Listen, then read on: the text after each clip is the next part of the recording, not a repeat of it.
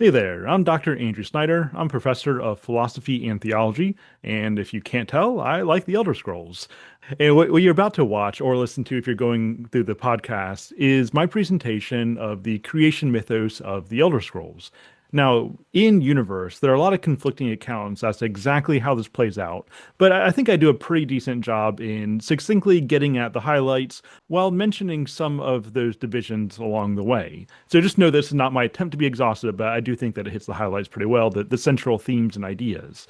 Now, this is put together in preparation for my upcoming course on the Elder Scrolls and philosophy, which is going to begin the week of October 19th. So just about a couple weeks, a little less than that actually, after this is being posted. And I'm making this introductory unit free, open to the public. But if you want to continue on with us, then you can head over to patreon.com/mythicmind. You should be able to find that link in the show notes and just become a tier 3 patron. That's all you need to do. There's currently a pinned post with the course invite link right there, but you have to become a tier 3 patron to access it.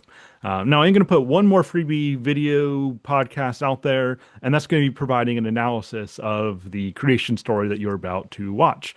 So I hope that you enjoy, and I hope that you'll consider joining us in this course. But for now, let's go ahead and get into the creation story of the Elder Scrolls universe.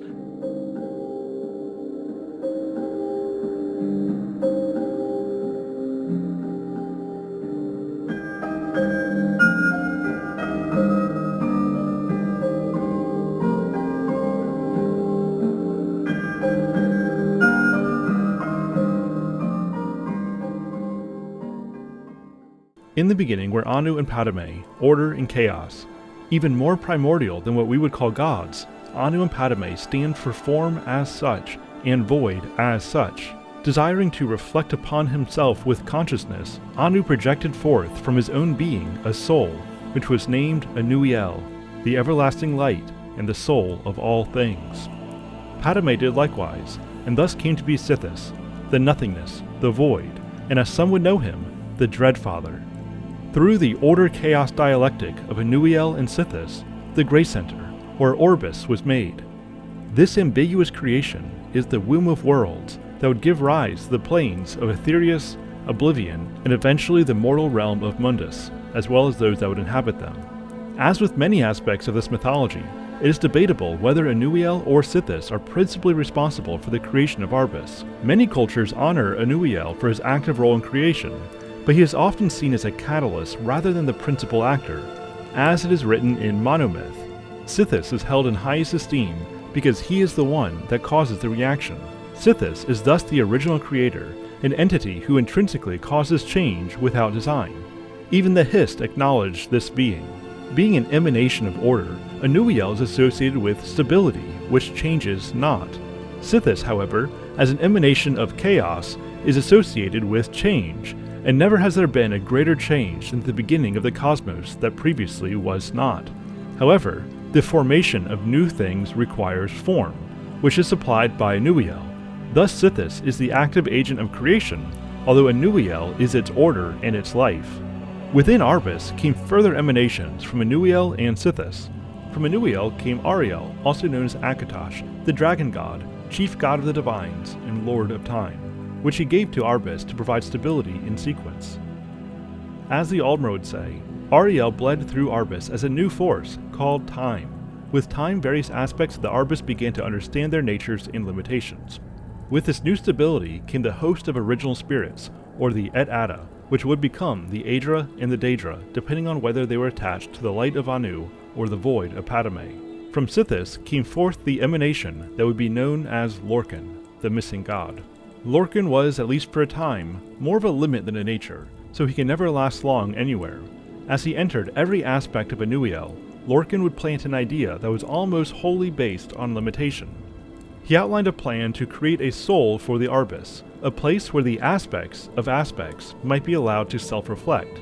He gained many allies, including Ariel, and so they created Mundus. Now the peoples of Tamriel do not agree on the intentions or justifications with which Lorkhan incited the creation of Mundus. whether the limitations of the mortal realm were intended to be a boon for reflection and transcendence, or whether this was an attempt to weaken the gods and so move Arbus back toward the void of which Lorkhan himself was born.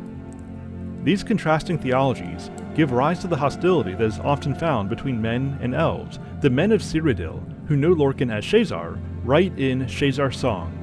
Shazar spoke beautifully of creation and the ennoblement of sacrifice, inciting the Aedra to create the mortal world. However, this creation left them weakened and angry at their lessened state. These gods of the elves vowed vengeance upon Shazar and his enemies, and encouraged the elves to be stoic against the harshness of mortality. Yet other Aedra, the gods of men and beastfolk, led by Akatosh, praised and cherished their wards, the mortal races, and said unto each other, "Let us teach the mortal races to live well, to cherish beauty and honor, and to love one another as we love them." Thus the gods of men, often known as the divines, were tender and patient, and thus are the men and beastfolk great in heart or joy or suffering, and ambitious for greater wisdom and a better world.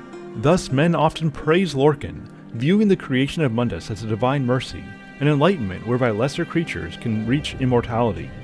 The Aldmer, however, tend to view this act of creation as a trick that sundered their connection to the spirit plane, for, while men understand that they were created by the gods, the Aldmer believe that they are actually descended from the gods, and thereby share, to some degree, in the essence of divinity.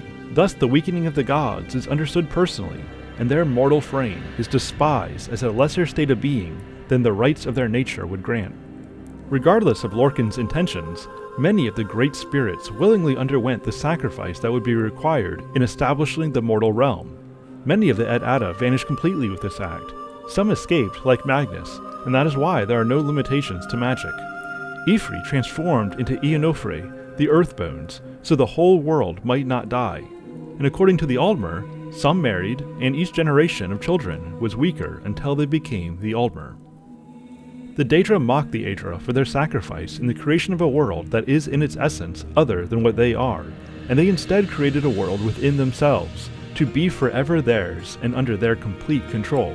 However, the greater Daedra often found the passions and ambitions of mortals to be more entertaining than that of the lesser Daedra, and thus they often sought to court and to seduce certain amusing specimens of the mortal races, especially the passionate and the powerful. The Daedra lords reveled in taking the best of mortals, thereby demonstrating the preferability of Daedric glory and power to the feeble vulgarity of the Aedra. And so, Arbus continues to be the Grey Center, the meeting place of order and chaos, of being and void, of Aetherius and oblivion.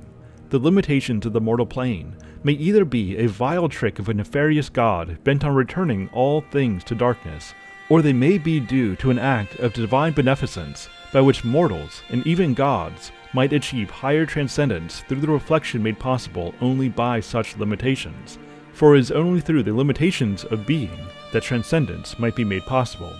And now let us end with a summary of such things found in the anonymously written Spirit of Nirn. Some wish to return to the original state, the spirit realm, and believe that Lorkhan is the demon that hinders their way. To them, Nirn is a prison, an illusion to escape. Others think that Lorkhan created the world as a testing ground for transcendence. To them, the spirit realm was already a prison, and that true escape is now finally possible. Regardless of how one views this act of creation, the creation of the mortal plane, the Mundus, Nirn, is a source of mental anguish to all living things. All souls know deep down that they came originally from somewhere else, and that Nirn is a cruel and crucial step to what comes next.